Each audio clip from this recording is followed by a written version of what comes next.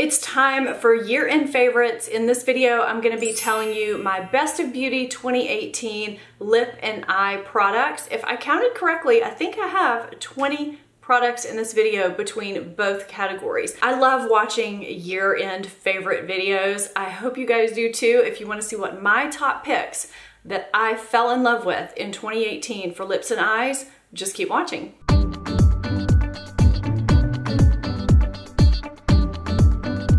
All right, since this is just lips and eyes, clearly there are gonna be more videos to follow. Last year, I can't remember if I broke this up into 4 or 5 videos. This year, I'm doing 4. I can't recall offhand exactly what they are. I know I have a lifestyle one, face, skincare. I can't recall exactly, but stay tuned because this will be a year-end series for you guys. That's what you liked last year and I wanted to do it again. Plus there's so many favorite products that I end up finding throughout the year. Doing one video would be pretty much impossible. It was really hard to narrow things down for this video, but it was also really fun too. Before I get started, if you are not subscribed to this channel, I would love it if you would hit that subscribe button, whether it's your first time here or whether you've been watching me for a while and you just have not hit that subscribe button. I would love to have you as part of the family. So let's get into this. I'm gonna do eyes first and then do lips because logically that's the order in which we apply things usually. This is the first product I'm gonna talk about. This is the Hourglass, why don't I turn this around right? It's all fingerprinty, but this is the Hourglass Caution Extreme Mascara. I love this mascara and I'm really picky about mascaras because my lashes are really thin and sparse. They stick straight down. Now this doesn't curl my lashes. I usually have to put on a light waterproof layer of something first, but I don't let that deter me from judging a mascara because no non-waterproof mascaras hold my curl. This is such a great mascara if you want length and volume to your lashes. My daughter notices everything, and every time I've worn this mascara, she's complimented my lashes on how long and full and separated they look. She may not say the word separated, but she does give that type of compliment. It's such a great mascara.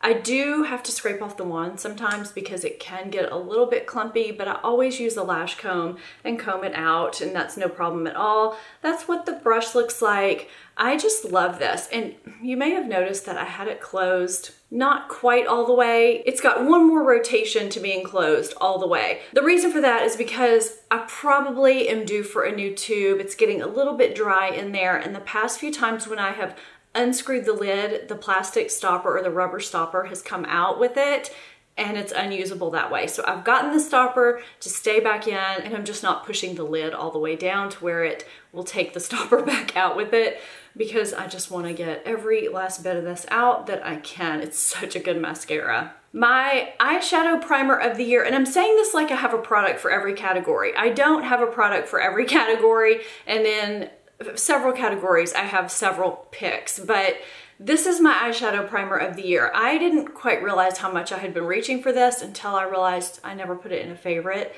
until I think my November favorites. And this is the Tarte Double Duty Beauty Shape Tape Eye Primer. I just love this because first of all, it's portable. It's kind of a fat, chubby pencil. It glides on so easily. You just blend it out with a finger. It's effortless. It does prime the lid as well as create a more even looking canvas. It kind of conceals everything if you have uneven eyelids. And it's just easy. You don't have to squeeze a tube. You don't have to separate it between your fingers before you apply it. You just swipe it on, smudge it out really quickly, and you're done. I do have to set it with powder before I go in with shadow or with a base shadow, but I have to do that with pretty much every primer. This is the portion of the video where I think I'm gonna look like a crazy person because I have 4 different eyebrow products for different reasons. Those of you who have some thinning of your eyebrows or you have some patchiness going on or some uneven brows, you'll probably get where I'm coming from because it's hard to find a brow product that you really like that works well. I'm just pretty picky about my brow products. So this one you may know, and I discovered this year. These are the MAC Shape and Shade Brow Tints. I have the shades Taupe and Spiked. I vary it just depending on my mood. Sometimes I blend the two just to give a more natural look. Now that my hair is darker, I use spiked a little bit more, but yesterday, for instance, all I did was use taupe and it worked beautifully. These brow pens I thought would be super intimidating, but they're really not. You use a light hand and you get what looks like brow hair strokes. It almost looks like microblading, except it's not permanent. So if you do want to mimic brow hairs and you don't want that smudged out look, this is going to give you that. And it does have a little smudger on one end if you want to kind of shade some things. Sometimes I use that and sometimes I don't. But this has been a really great product for me. Another brow product that has been really great for me this year, which I actually already knew about before, but it's this shade that I'm so enthralled with because I was using taupe before and it just wasn't the right shade for me, but I didn't realize it was the wrong shade until I found the right shade. This is the NYX Precision Brow Pencil. NYX Precision Brow Pencil in Ash Brown. This is such a great neutral brown. It's not too cool, it's not too warm, it's not too light, it's not too dark. It's the Goldilocks. Is it Goldilocks? Yeah, it's the Goldilocks of brow pencil shades, I guess, but it has that rectangular tip. So this is what I use if I want quick brows done. I don't have a lot of time, but I still want some precision. Why can't I say that word today? So this is what gives me quickness, but a somewhat natural brow look. A lot of the triangular ones, they don't give me that. It's too smudgy looking. And finally, the Benefit Precisely My Brow Pencil.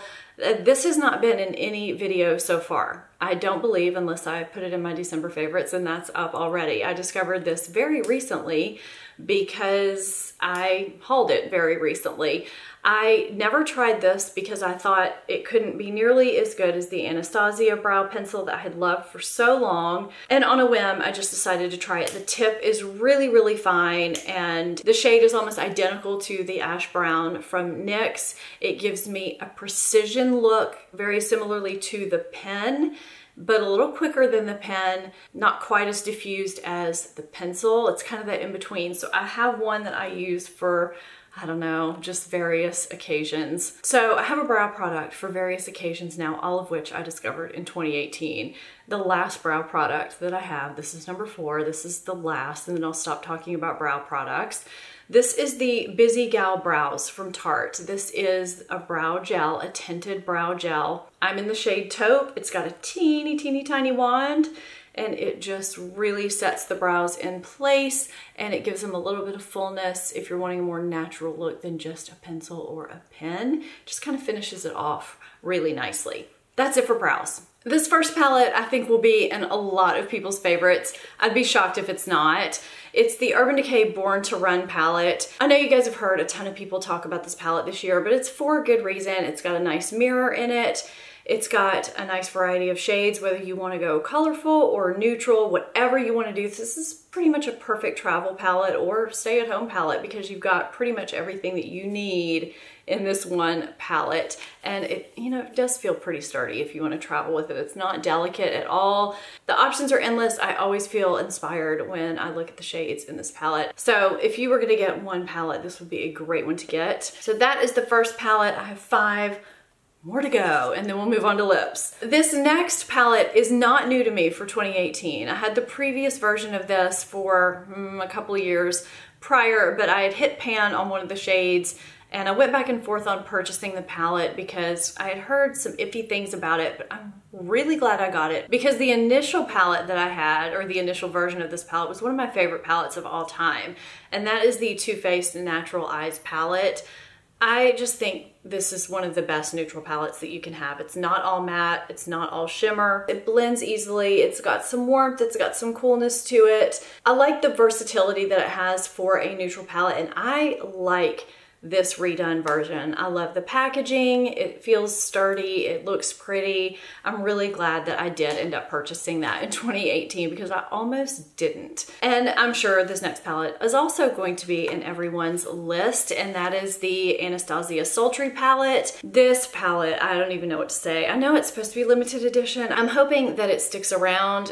she did put it in the same packaging as her other permanent palettes, unlike the Mario palette, which was also a fantastic palette, but it was actually limited edition. The packaging looked different though. This is such a great cool tone / neutral palette that I have gotten a lot of use out of, whether it be for an everyday occasion or a very special occasion. It's got the Anastasia quality that we all know of. It's just such a special palette to have that I am so glad that I got it in 2018. Another palette and brand that I got for the first time in 2018 is this Natasha Denona. This is one of her palette FAVEs, and this is 08. I just love this little thing. It's just got such a great variety of shades. It's different than any other palette that I have, with the subtle greens, this beautiful kind of peachy rose gold, this beautiful taupey silver, and then you have this nice champagne shade over here. It's not a standalone palette. This is a palette where you're gonna need a transition, you're gonna need a brow bone highlight, that kind of thing, but I don't mind because it just looks so beautiful when you wear it. And again, you can wear this one for daytime, you can amp it up and make it look a little extra special if you wanna go a little deeper with this green shade. But the colors just work together so nicely to give such a beautiful and different look, but it's not too over the top either. I not only wanted to give a drugstore option, and I don't think I've done a great job of talking about drugstore palettes this year. I'm gonna try and do better with that next year, but a drugstore palette that I did really love this year, and I know a lot of you did too, and that is the Emily Edit The Once palette. I think this is a great palette for someone who wants some variety and wants to have some fun, but is a little bit intimidated by color, because these shades are so wearable and so beautiful, and I find them super easy to work with, and it's an affordable palette. The mirror is huge on the inside. I keep it on top of my vanity so that I can reach for it. I can use some of the shades as accent shades, or I can get a complete look from what's in here. This is just a great palette to have on hand if you're looking for an affordable palette that will give you a ton of beautiful options. And my last pick, I'm saying pick, but I'm gonna hold up two because I have two of them. These are the Bare Minerals Gin Nude palettes. I see people mentioning these here and there, but I don't see a lot of love for these. Now, I don't mean there's a lot of hate for these. I just feel like they get kind of forgotten about or overshadowed by other palettes because they are kind of subtle, they are understated, but I think there is beauty and simplicity. I have rose and neutrals, and I think that there were a lot of unnecessary negative reviews for the rose palette, not based on quality, but based on the shades, because it really doesn't look like a rose palette. The neutral one looks like it would be called rose, and the rose looks like it would be called neutral. But the quality of these palettes is really superb. They look beautiful on the eye. They're great to travel with because you really have everything you need in these palettes. If I was gonna give a gift for someone who needed a neutral palette that was a no-brainer palette, easy to work with, easy to blend out, you don't need expertise or anything like that, these would be the perfect palette for that. Before I move on to lips, let me know what some of your favorite eye palettes and eye products were for 2018. Even if it's just one, if you discovered a great new one, let me know what it is down below, because I love discovering things through you guys, and it may end up in a future video or a future favorite. So let me know that down below. And we're gonna move on to lips now, and I'm just gonna start off with, I would say, my favorite neutral lipstick of 2018. I don't have a single other lipstick in this video. I have some other lip products, but not lipsticks. This is Charlotte Tilbury Bitch Perfect. This is my favorite nude lipstick of 2018, and it may be my favorite nude lipstick of all time. It's just so pretty. It's cut with just enough peach to where it doesn't wash you out, and it seems to go great with any eye look I ever do, whether it's neutral, whether it's a punch of color, whether it's dramatic, whatever it is. I can dress it up, I can dress it down. I already have a backup of it. I don't see myself ever not using this lipstick. It's really, really great. Okay, these are, I would say, one of my, or several of my, top lip gloss picks for 2018. These are the Becca Glow Glosses. They did send me all of the shades that they had out at the time in PR. So I kept a bunch of them, but I also bought a couple on my own that came out after that. The formula of these is so perfect. Even if you don't like gloss, I think you would like these because they have actual pigment to them. They're not sticky. They moisturize the lips. They just look so pretty. And I can't even begin to tell you what my favorite shade is because I have so many favorite shades. So I'm just gonna link you guys to the page down below because these are such beautiful glosses in terms of formulation, feel, wear, looks, every way you can imagine. If you like glosses and you have not tried these, try these. I guarantee you'll love them. I'm gonna throw out an underrated lip liner selection here, and this is the Bite Beauty, I think it's just called lip pencil. I don't hear hardly anything about these ever. We hear about the Charlotte Tilbury lip cheats, and I guess I should have put those in the video, but I feel like I talk about them all the time. That's just kind of a given. So yes, those should be in this video. I actually have this one on right now. This is 36, and I think I have 08 too in a drawer. This is such a great neutral. It actually pairs really beautifully with this Bitch Perfect lipstick. It's not too brown, it's not too pink. It goes with peachy pink lipsticks. It kind of goes with everything. The formula is really nice. They don't break the bank. I feel like they go on sale pretty often. I have several shades of these L'Oreal Color Reach Shine lipsticks. This one is Sparkling Rose. I have a Coral, and I can't remember what the other ones are, but if you're looking for a drugstore moisturizing lipstick, this is such a great selection. I'm so glad that I discovered these this year.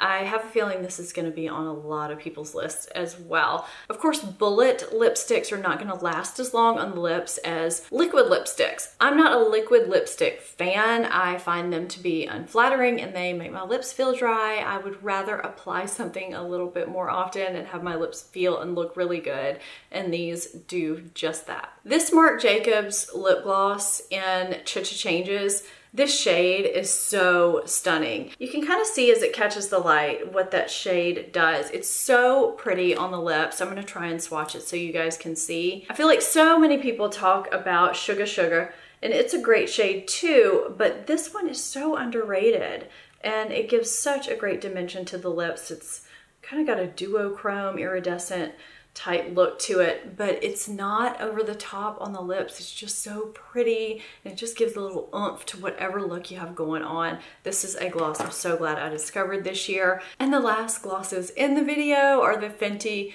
Beauty Gloss Bombs. I have the original Fenty Glow, and then I have the new Fussy, which is the pink.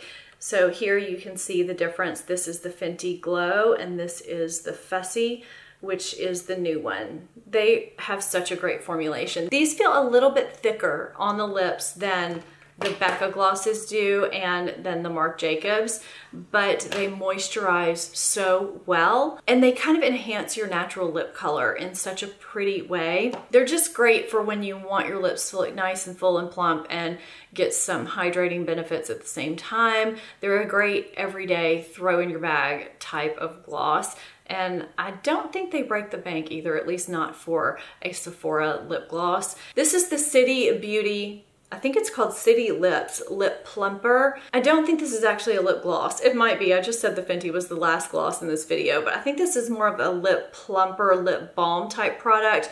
The shade that I have is called Sun Diego. It's kind of a golden peachy pink. This is what I put on my lips every single morning before I even start my makeup. This is kind of my lip balm step. I just put a thin layer on underneath so that my lips can get that plumping action going and that hydrating action going before I put any lip liner or anything on top. And this is different because it does fill in those little lines and plump, but it doesn't give you that super stinging sensation that a lot of the lip plumping products do. I have really fallen in love with this product. You can also wear it as a gloss on top of things. They have different shades, but that's just kind of how I use it. This is the only shade of this I have. I have some of the matte formulations, but I really like the glossy one a lot. You can also wear this on no makeup days with no lip liner, no nothing, and it just enhances your natural lip color. Leave me down below what you guys loved in 2018 as far as lip and eye products go. Those are my picks. I hope you like them as well. If I left out anything that's kind of obvious, it's not because I hated it or anything. I really just had to narrow down, and I may have forgotten something, to be honest. We go through so many products during the year. I try to make note so that I have a comprehensive list at the end of the year, but sometimes things slip through the cracks. If you're not subscribed to my channel, hit that subscribe button so that you can see the rest of my best of 2018 videos coming up shortly. Thank you so much for watching, and I will see you next time. Bye-bye.